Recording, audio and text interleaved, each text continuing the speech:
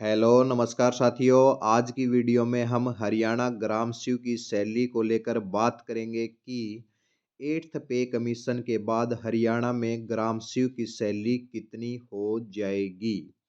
जैसा कि आप थंबनेल के ऊपर देख भी पा रहे हैं कि ग्राम सू की जो सैलरी है वो 57,000 के पार जाने वाली है। यानी कि आपको 1 जनवरी 2026 से जो सैलरी है वो 57,000 कम से कम मिलेगी। ले लेकिन जब ये कमीशन 8th पे कमीशन लागू होगा, मान लेते हैं कि ये 2027 में जाके लागू होता है, तो अभी आपको सैलरी पहले जैसे मिलती है वैसे ही मिलेगी, लेकिन जो ये एक्स्ट्रा पैसा है आपको एक साथ बाद में मिल जाएगा भई। लेकिन आपकी जो सैलरी है वो 1 जनवरी 2026 से ही 57,000 कम से कम होने वाली है। तो सैलरी का कैलकुलेशन कैसे करते हैं? सैलरी आपकी 57,000 होगी कैसे? इन सभी मुद्दों को लेकर आज की वीडियो में हम बात करेंगे।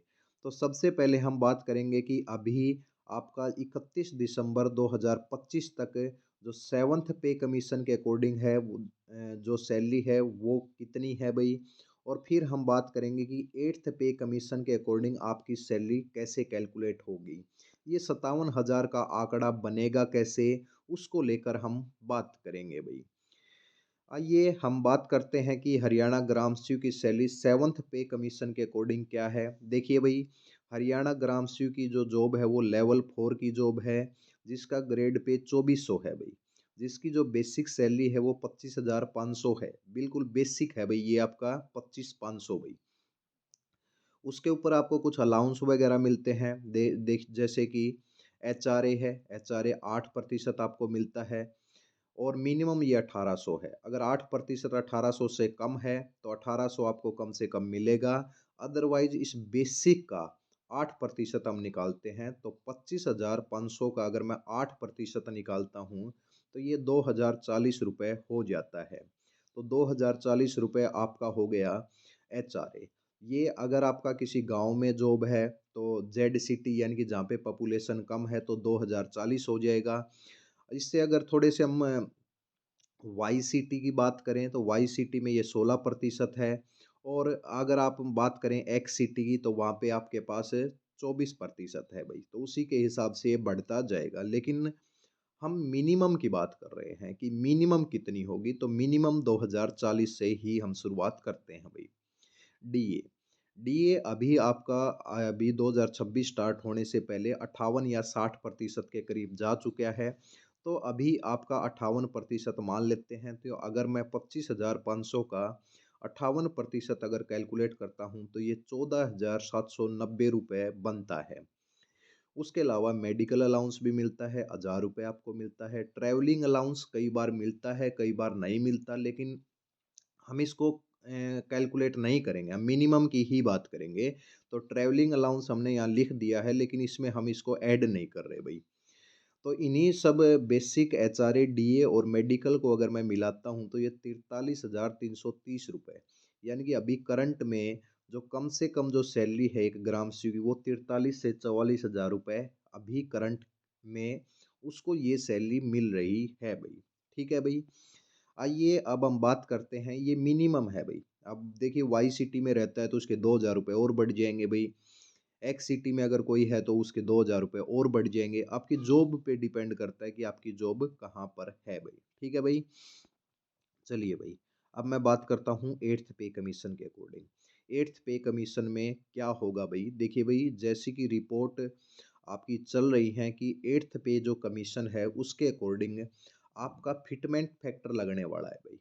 अभी पीछे अगर आप देखें, आप 7th पे कमीशन में आपका फिटमेंट फैक्टर 2.5 या 2.8 के करीब जो है वो लग गया भाई, 2.8 के करीब लग गया। लेकिन अब की बार हम मिनिमम अगर मान के चलें, फिटमेंट फैक्टर 2 का फिटमेंट फैक्टर हम मान लेते हैं, यानी कि आपका बेसिक का डबल होने वाला है। अब डबल कैसे होगा? मिनिमम है भई ये। जैसे अभी आपका जो सैलरी है, बेसिक सैलरी है उसका 60% तक तो पहुँच चुका है, तो 1.6 का फिटमेंट फैक्टर तो अभी भी लग रहा है भई आपका। अब उसके अंदर क्या होगा कि उसी के ऊपर 30% का इंक्रीमेंट और होगा भई। तो 1.6 का अगर मैं 30% और निकालूँ तो ये 2.08 निकलता है। तो बेसिक सैलरी मान लेते हैं कम से कम फिटमेंट फैक्टर 2 का है, तो ये जो सैलरी है वो 51,000 रुपये हो जाती है। एचआरए की बात कर लेते हैं, 8% अगर मैं 51,000 का 8% लगाता हूँ तो 4,080 रुपये हो जाएगा। मेडिकल अलाउंस 1,000 रुपये, ट्रैवलिंग अलाउंस 1,000 रुपये, ट्रैवलिंग को मैं अभी काउंट नहीं कर रहा भाई। टोटल मेरे पास आता है 56,080 रुपये। अप्रोक्स जो है वो 57,000 से 58,000 रुपये आपके टोटल बनते हैं भाई। देखिए भाई, जैसा आपको डाटा हमने बताया था उसी के हिसाब से ही 57 या 58,000 रुपये आपका बन रहा है भाई। ये मिनिमम है भाई। इससे ज़्यादा आपको कुछ अलाउंस वगैरह मिल रहे हैं, बच्चों का भी कुछ मिल रहा है, ट्रैवलिंग अलाउंस अगर मिल रहा है तो ये 60,000 के करीब आपकी हो जाती है। अब इसमें आप ये मत सोचिए कि 1 जनवरी 2026 से ही ये आपके अकाउंट में आनी स्टार्ट हो जाएगी। अकाउंट में ये बाद में आएगी भई। जिस दिन ये लागू हो जाएगा, तो जैसे मान लेते हैं 2027 में लागू होता है, तो आपका 1 साल का जो एक्स्ट्रा पैसा है, जैसे 10 या 15,000 रुपए एक्स्ट्रा हैं, तो वो 12 महीने के 1,80,000 रुपए आपका एक साथ में पैसा आ जाएगा भई। तो ये सब इन्फॉर्मेशन आज की वीडियो की थी भई। आपको वीडियो अच्छी लगे तो चैनल को सब्सक्राइब ज़रूर करना भई, वीडियो को लाइक भी ज़रूर करना है। ठीक है भई, और अगर आप हरियाणा ग्रुप डी की मिनिमम सैलरी देखना चाहते हैं तो डिस्क्रिप्शन बॉक्स में लिंक दिया गया है, तो वहाँ पर जाकर आप देख सकते हैं भई। तो वहाँ पर आपको ग्रुप डी की जो मिनिमम सैलरी है वो 40,000 के पार बन रही है, तो वो भी आप वहाँ पर जाकर देख सकते हैं। चलिए भाई, वीडियो अच्छी लगे वीडियो को लाइक और चैनल को सब्सक्राइब ज़रूर करें। धन्यवाद।